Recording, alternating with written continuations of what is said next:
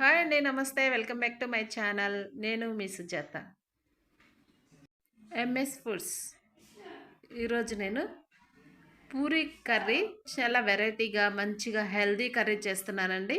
ఇంతవరకు ఈ కర్రీని ఎవరూ చేయలేదనుకుంటా. ఇది చాలా హెల్దీ కర్రీ. పూరీలోకి ఎవరైనా తినొచ్చు. షుగర్ వాళ్ళు కూడా హ్యాపీగా తినొచ్చు.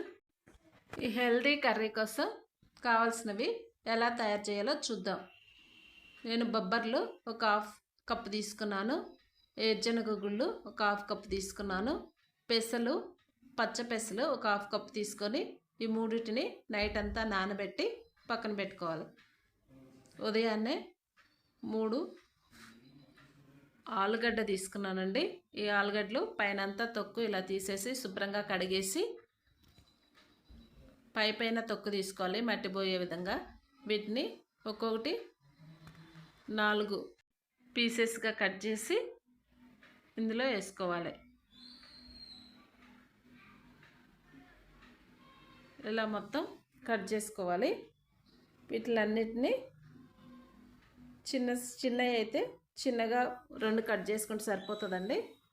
ఈ నైటే నానబెట్టి పెట్టుకున్న ఈ బొబ్బర్లు, పెసలు, పల్లీలను శుభ్రంగా కడిగేసి కుక్కర్లో వేసుకోవాలి. కట్ చేసి పెట్టుకున్న బంగాళదుంపను కూడా ఇందులో వేసేసి 1 స్పూన్ కల్లుప్పు వేసేసి కొంచెం వాటర్ మునిగేంత వరకు పోసి 3 విజిల్స్ వచ్చేంత వరకు ఉడికించుకోవాలి.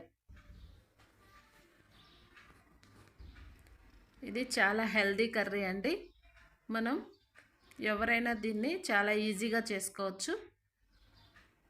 పూరీ కర్రీలో ఎప్పుడు రొటీన్ కాకుండా ఇలా వెరైటీగా మంచి కర్రీని అప్పుడప్పుడు చేసుకుంటే బాగుంటుంది. ఇప్పుడు ఉడకబెట్టుకున్న బంగాళాదుంపను ఇవి తీసేసి పక్కన పెట్టుకోవాలి. ఇవన్నీ ఇలా స్మాష్ చేయాలి. కొంచెం మెత్తగా ఇలా చేసుకొని పక్కన పెట్టుకొని ఈ విధంగా చేసుకుంటే సరిపోతుంది. మనం పూరీ కర్రీలో ఎలా చేసుకుంటామో అలా చేసుకొని పక్కన పెట్టుకొని ఇందులో తాలింపు కోసం ఇప్పుడు స్టవ్ మీద ఒక బాండీ పెట్టి 2 గంటల ఆయిల్ వేసి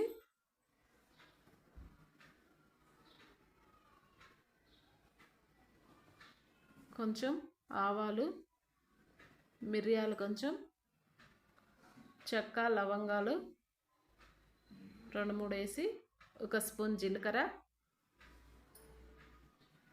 తిరుమత గింజలు, పచ్చెనగపప్పు, ఆవాలు వేసి కట్ చేసి పెట్టుకున్న 2 ఆనియన్స్ ముక్కలను ఇందులో వేసుకోవాలి. ఈ మొత్తం కొంచెం దోరగా వేగిన తర్వాత 1 రెబ్బ కరివేపాకు, 2-3 ఎండుమిర్చి వేసి బాగా బ్రౌన్ కలర్ వేగేంత వరకు వేయించి 1 స్పూన్ అల్లం వెల్లుల్లి పేస్ట్ వేసి పచ్చివాసన పోయేంత వరకు వేయించుకోవాలి. 3 టమాటాలు కట్ చేసి పెట్టుకున్నాను. ఇవి కూడా ఇందులో వేసి బాగా మిక్స్ చేసుకొని 1 స్పూన్ కల్లుప్పు వేసి బాగా మగ్గనివ్వాలి. ఈ విధంగా మగ్గిన తర్వాత బంగాళాదుంపలు ఇందులో వేసేసి బాగా మిక్స్ చేసుకోవాలి. ఈ కర్రీ చాలా బాగుంటుందండి పూరీలోకి. ఒకసారి ఇలా ట్రై చేయండి.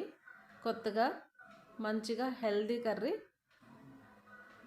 ఇప్పుడు పక్కన పెట్టుకున్న పల్లీలు, బొబ్బర్లు, పెసలు, పచ్చ పెసలు ఇందులో వేసుకోవాలి.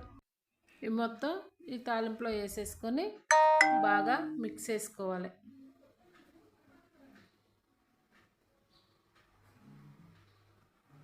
ఈ విధంగా మొత్తం కలిసేలాగా బాగా మిక్స్ చేసుకొని ఇవి బొబ్బర్లు ఇవన్నీ నైట్ నానబెట్టుకొని ఉదయాన్నే చేసుకుంటే చాలా కర్రీ తొందరగా అయిపోతుంది. పిల్లల బాక్స్లకు కానీ టిఫిన్లకు కానీ చాలా బాగుంటుంది.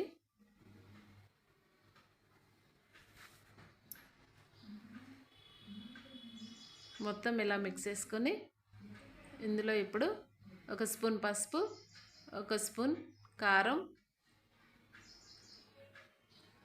1 స్పూన్ హాఫ్ స్పూన్ మిరియాల పౌడర్, 1 స్పూన్ జీలకర్ర ధనియాల పౌడర్ వేసి బాగా మిక్స్ చేసుకోవాలి. ఇవి ముందే ఉడకబెట్టాం కాబట్టి తాలింపులో అంత ఎక్కువ ఉడకనివ్వాల్సిన అవసరం లేదు. ఇవి మొత్తం మిక్స్ చేసుకొని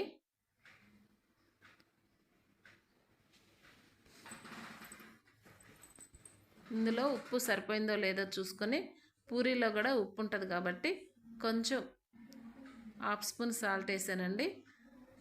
1 స్పూన్ మసాలా పౌడర్ వేసి బాగా కలిపేసుకొని కొత్తిమీర కొంచెం వేసి ఇంకా బాగా మిక్స్ చేసుకోవాలి. అంత చిక్కగా కాకుండా ఇలా గ్రేవీలాగా రావాలంటే ఒక హాఫ్ గ్లాస్ వాటర్ పోసుకొని మొత్తం కలిపేసుకొని ఈ విధంగా వచ్చేంత వరకు కొంచెం ఉడికించుకొని అయిపోతుందండి. కూర అయిపోయింది. ఇలా చేసుకోండి, చాలా బాగుంది.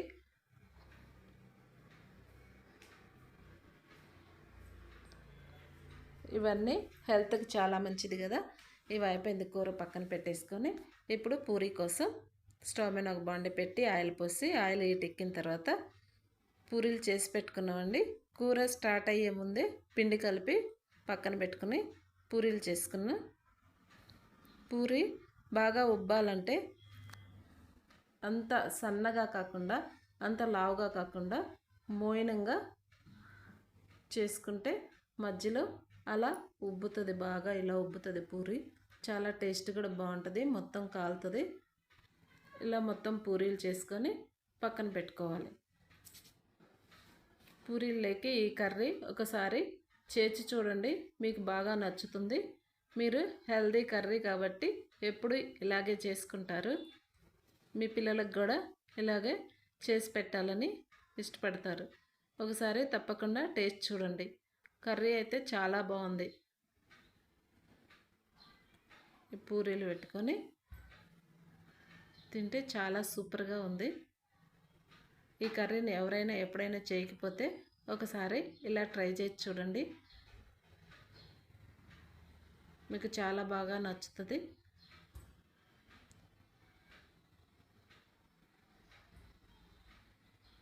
కొత్తగా చూసేవాళ్ళు నా ఛానల్ని సబ్స్క్రైబ్ చేసుకోండి ఫ్రెండ్స్. లైక్ కొట్టడం మర్చిపోకండి. Thank you for watching.